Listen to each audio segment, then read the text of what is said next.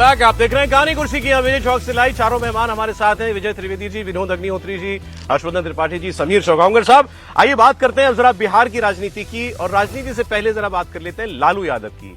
लालू यादव के गले में चारा घोटाले का फंदा पहले पड़ा, उनको जेल हुई, इस वक्त वो बेल पर बाहर है। अब ये जो दूसरा मामला उनके लिए बहुत बड़ी फांस बना हुआ है वो है ये लैंड फॉर जॉब्स मामला। मतलब रेल मंत्री रहते हुए उन पर आरोप है कि उन्होंने सी-डी कैटेगरी की नौकरियां बांटते हुए करप्शन किया और नौकरी पाने वालों को, उनके परिवारों से उनकी जमीनें जो है किसी तरीके से अपने नाम कर ली। कभी किसी परिवार के किसी सदस्य के नाम करवा दी या अपने किसी साथी के नाम करवा दी।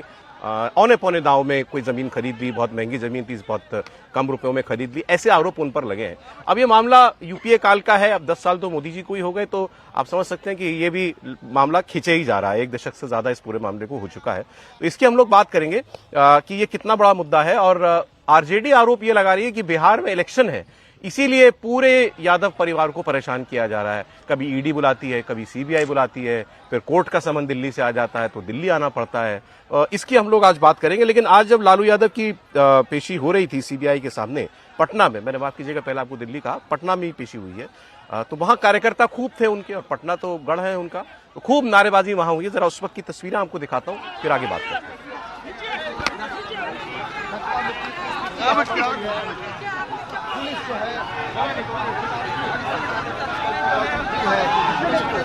बोलते हैं आगे मत जाइए, आगे मत जाइए, आगे क्यों चल जाता है? वर्कर्स जो हैं आज वहां मौजूद थे जब लालू यादव सीबीआई के सामने हाजिर हुए थे। खूब नारेबाजी भी वहां पर हुई, और इसी पर उनके परिवार से मीसा भारती हैं, और मीसा भारती ये कह रही हैं कि ये सब सिर्फ परेशान किया जा रहा है, और जो हमारे कार्यकर्ता आज वहां मौजूद थे वो तो अपना फर्ज अदा कर रहे थे। विजय सिन्हा जो उप मुख्यमंत्री हैं भाजपा के, वो कह रहे हैं कि भाई अब भ्रष्टाचार किया है तो उसका अंजाम भी भुगतना पड़ेगा। और आरजेडी की तरफ से स्टेटमेंट ये आया कि ये सब कुछ चुनाव को देखते हुए एक माहौल बनाने के लिए लालू यादव और उनके परिवार के खिलाफ ये सारा प्रपंच रचा जा रहा है। सुनिए। राजनीति में नहीं होते तो मेरे पे एक केस उतर गया, कोई मुकदमा नहीं होता। हम राजनीति में हैं, इसलिए पॉलिटिकल वेंडेटा के हिसाब से, राजनीतिक षड्यंत्र के हिसाब से मुकदमाएं जो हैं वो की जा रही हैं, और इससे हम लोगों को फर्क पड़ने वाला नहीं। ये तो एक बार आप लोगों की तो गिनती भी भूल गए होंगे कि कितना बार हमको, कितने बार लालू जी को, कितने बार मेरी माँ को ईडी और सीबीआई ने बुलाया होगा या इनकम टैक्स ने बुलाया होगा। किसी को याद भी है? तो जब बुलाएगा तो जाएंगे, कानून का पालन करते।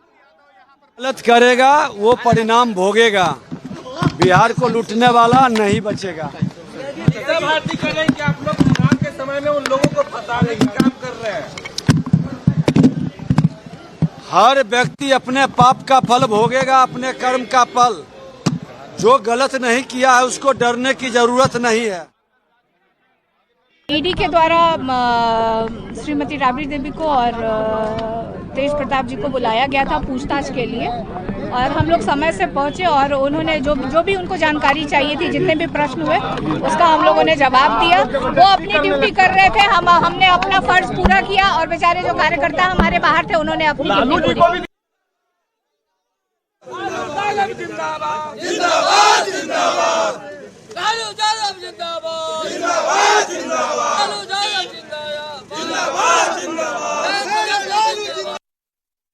जुल्म के टक्कर में, जोर जुल्म के टक्कर में राष्ट्रीय जनता दल न कभी झुकी है न कभी डरी है। हमने हर का सहयोग किया है। जांच एजेंसियों के जब भी सम्मन आए हैं माकूल जवाब दिया है। बुलाया गया है और हमने कहा कि आप जिनको बुलाना है बुलाइए ना। आपने 17 में बुलाया, 19 में बुलाया, 20 में बुलाया, 24 में बुलाया, 25 से बुलाया, बुलाइए ना। आप तेजस्वी जी कह रहे हैं हम राजनीति में नहीं होते तो कोई मुकदमा ही हम पर नहीं होता, मतलब हम ये सब पॉलिटिकल वेंडेटा है। अच्छा, चारा घोटाला जिसमें लालू जी को सजा हुई वो उन्हीं के ऊपर आरोप था, लेकिन ये जो मामला है लैंड फॉर जॉब, इसमें तो पूरे परिवार का नाम है। आपने सुना, हम कह रहे हैं भाई तो पॉलिटिक्स है। नहीं, थोड़ा और अच्छा होता अगर इसी के बगल में लालू जी का पुराना वाला घर भी आप लगवा देते ना, तो समझिए कहानी कुर्सी की पूरी हो जाती। और बीच में तेजस्वी जी कहते हुए कि हम अगर राजनीति में न होते तो हमारे ऊपर मामला नहीं होता। राजनीति में न होते तो कहीं गांव घर में कहीं मतलब जिसको कहें कि जिस भूमिका में होते हैं वो कहना नहीं चाहिए। लालू जी का पुराना घर देख लीजिए, लालू जी की स्थिति देख लीजिए। लालू जी राजनीति में आए, ये सब किए, इसीलिए तो ये सारी बात हो रही ना। और राजनीति में आने की वजह से मामला दर्ज होता है, ये तो नई बात उन्होंने बता दी। ये कोई ऐसा थोड़ी ना है कि संपत्ति नुकसान कर दिया था, कोई प्रदर्शन कर रहे थे। ये ऐसा भी नहीं कि किसी की तानाशाही के खिलाफ। ये क्या कर रहे थे? ये बेईमानी और भ्रष्टाचार का गंभीर आरोप है। किसके ऊपर? जो पहले से ही देश में एक ऐसा नेता है जो सजा याफ्ता है, भाई दोषी हो चुका है। यहीं तो बगल में प्रेस क्लब में वो राहुल गांधी जी आए थे, हीरो बनने, पूरी तैयारी थी छवि बनाने की 2013 वाली, वही तो उस वक्त नाराज हो गए थे।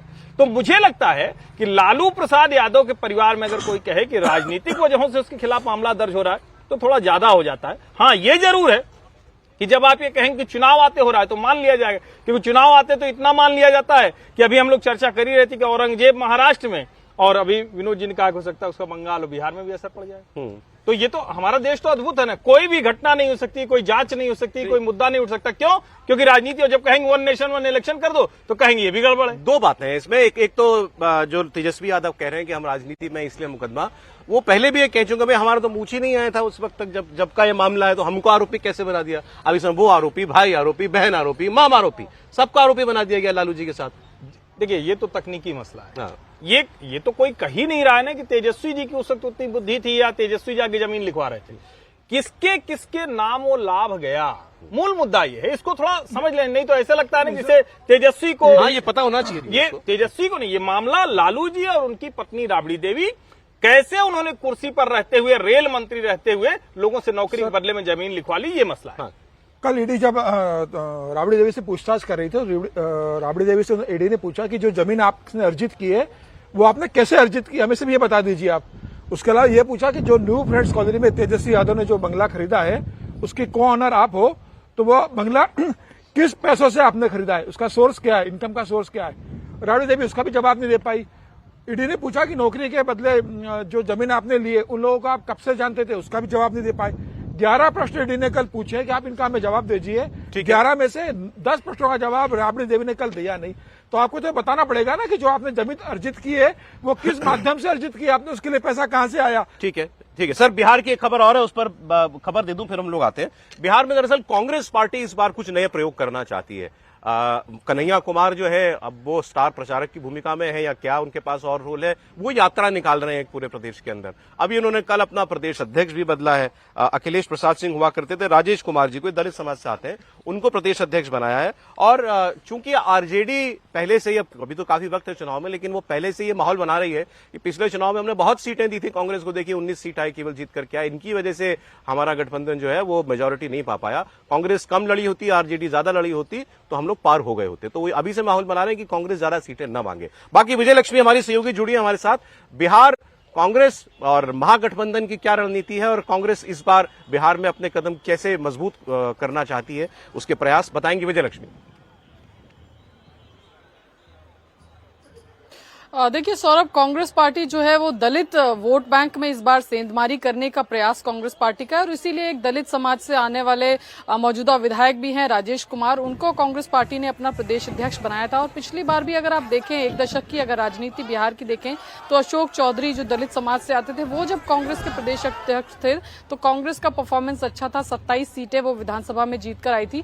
हालांकि उस समय बाकी पॉलिटिकल डायनेमिक्स अलग थे, नीतीश जदयू के साथ वो मिलकर चुनाव लड़ा था। लेकिन कांग्रेस पार्टी अब जय संविधान का मुद्दा जो है लोकसभा चुनाव में चला, कांग्रेस पार्टी मानती है, और उसी नैरेटिव को अब यहां से एक कदम और आगे बढ़ा करके सामाजिक न्याय की बात करते हुए राजेश कुमार को कांग्रेस पार्टी ने प्रदेश अध्यक्ष बनाया है। तो एक तरीके से दलित समाज को लुभाने की कोशिश वहां पर की है।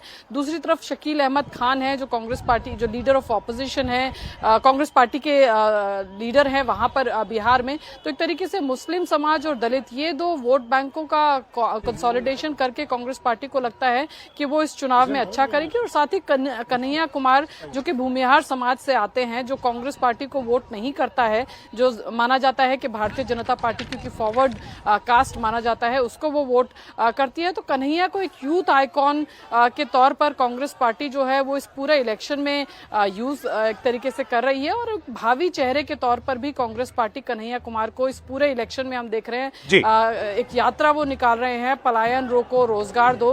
तो ये यात्रा जो है 25 दिन की, तो एक तरफ से यूथ आइकॉन के तौर पर कन्हैया कुमार हैं, तो दलित समाज को साधने के लिए राजेश कुमार को कांग्रेस पार्टी ने अपना अध्यक्ष बनाया है। और इस बार कांग्रेस कोशिश करेगी कि वही सीटें राजद से नेगोशिएशन जब करे बैठकर के चुनाव में, विधानसभा चुनाव के मद्देनजर, तो वही सीटें ली जाएं जो हारने, जहां पर विनेबिलिटी की जो संभावना है वो ज्यादा है। कांग्रेस पार्टी मानती है कि पिछली बार राजद ने वो तमाम सीटें कांग्रेस को दी जहां पर राजद के खुद के जीतने की संभावना या महागठबंधन के खुद के जीतने की संभावना बहुत कम थी।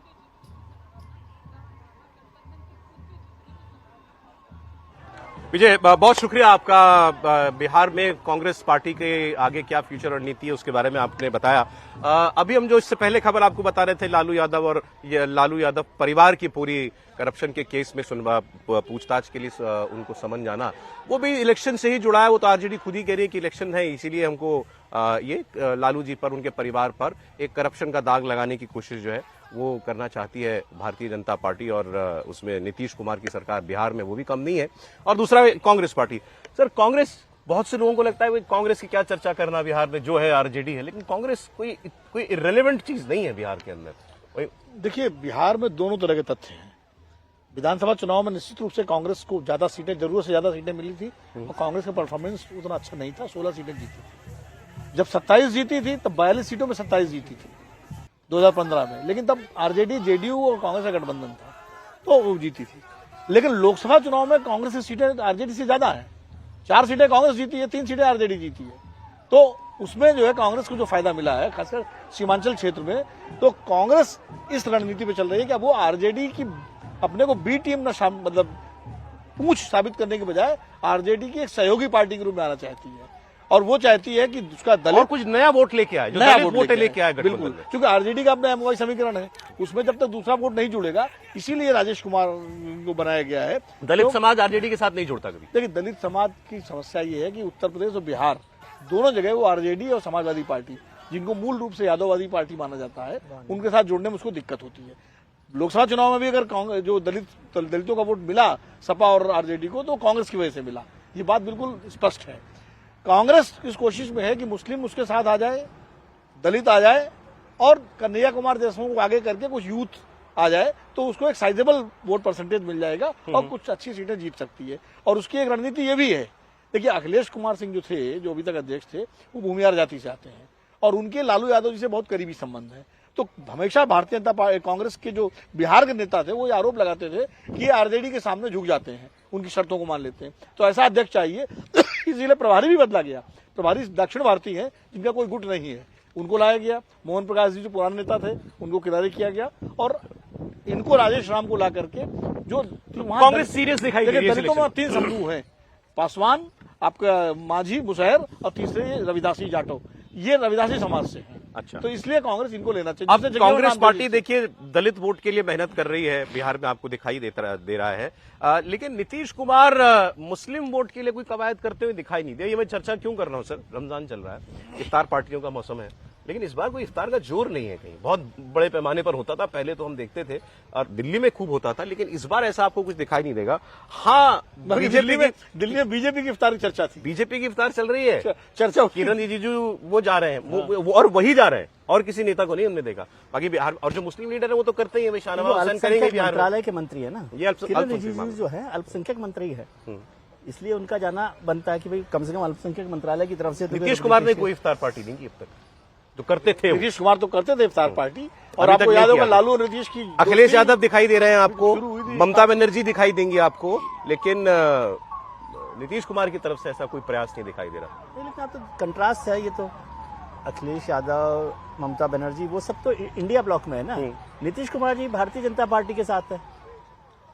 नहीं, अब ये तो कला है ना उनकी कि बीजेपी के हाँ, साथ तो रह जब- करके भी सेक्युलर टैग नहीं लगा तो- लेते हैं नहीं वो। तो ये भी अच्छी बात है ना, जिसके साथ है कम से कम उसी के रास्ते पर तो चले। ये तो और कंफ्यूजन होगा कि वहां पर भी रहें और इधर कर नहीं पाए, और उनको समझ में आ रहा है कि यहाँ रहने से ही जो भी व्यवस्था उनकी बन सकती है। हालांकि मैं तो उनको बहुत रेलेवेंट तरीके से नहीं देखता हूँ, बार बार बहुत सारे लोग मेरी आलोचना इस बात पर कर रहे हैं। मैं इस चुनाव में उनको बहुत, जितना भारतीय जनता पार्टी के साथ और जो बचा कुचा वोट उनके पास है उसके साथ वो जितनी बना सकते हैं उतनी व्यवस्था वो वहां पर कर लेंगे। मुख्यमंत्री बनने वाले नहीं है तो इसलिए अब वो, लेकिन मुसलमानों को तो declare ही लिए कर दिया आपने। खुश करने के लिए यदि वो इफ्तार पार्टी कर लेंगे तो भारतीय जनता पार्टी को नाराज कर देंगे, तो और मुश्किल हो जाएगी। और अब वहां जगह बची नहीं है उधर, कि तेजस्वी साहब ने तो बार बार मना कर ही दिया है, तो इसलिए वो अरे वो एक चीज से avoid और कर रहे हैं। परेशान होंगे, हमको बात ये कहनी चाहिए, बतानी भी चाहिए। बिहार में क्राइम बड़ी बड़ी वारदातें होती हैं अपराधों की। अभी तनिष्क के शोरूम में हुई ज्वेलरी की लूट, 1 करोड़ रुपए की, 2 पुलिस वालों की हत्या हुई, एसआई रैंक के थे।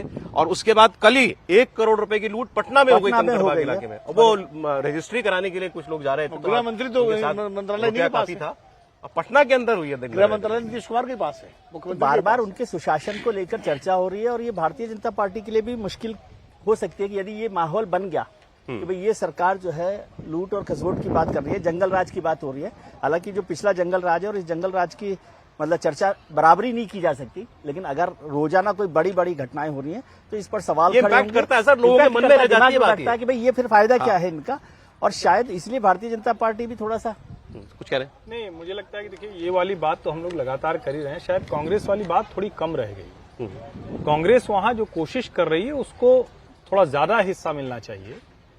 जो कोशिश है ये इसके बावजूद है कि लालू प्रसाद यादव के सामने कांग्रेस की कुछ फैसले लेने की हैसियत ही नहीं थी। आप इसको इस तरह से देखें ना, लालू प्रसाद यादव ने कांग्रेस की राजनीति को अप्रासंगिक किया, उनके अध्यक्ष हों, उनके प्रभारी हों, सबको वो साध लेते थे। इसका मतलब ये हुआ कि कहीं न कहीं कांग्रेस की टॉप लीडरशिप ने वो तय किया है जो हमको लोकसभा चुनाव के दौरान पप्पू यादव के चुनाव लड़ने से दिखा था, वो हमको दिख रहा है। जो कन्हैया कुमार को कांग्रेस पार्टी ने पूरी तरह से अडॉप्ट किया और एआईसीसी का एनएसयूआई इंचार्ज बनाया, तो ऐसे में जो कृष्णा अल्लावरू, कन्हैया कुमार और पप्पू यादव, ये जो तिकड़ी है ये कांग्रेस को नए सिरे से वहां स्थापित करने की कोशिश कर रही है। और एक तरह से देखें तो आगे की राजनीति के लिहाज से कांग्रेस ये बेहतर निर्णय ले रही, इसकी चर्चा थोड़ी ज्यादा होनी चाहिए। लालू यादव के दबाव में ही तो कन्हैया कुमार को टिकट नहीं मिला ना बेगूसराय से पिछले चुनाव में। अरे सर अब तो उनको आगे कर दिया ना, ये तो कह रहे हैं कि वो भी आगे आ गए, नहीं, पप्पू यादव भी आगे आ गए, पप्पू और कन्हैया दोनों लालू की फूटी आंख नहीं पसंद करते, लेकिन उसके बावजूद अगर कांग्रेस उनको आगे बढ़ा रही है, ये सारे कदम जो है इसकी मैसेजिंग लालू यादव के पास भी बिल्कुल जा रही है। निश्चित तौर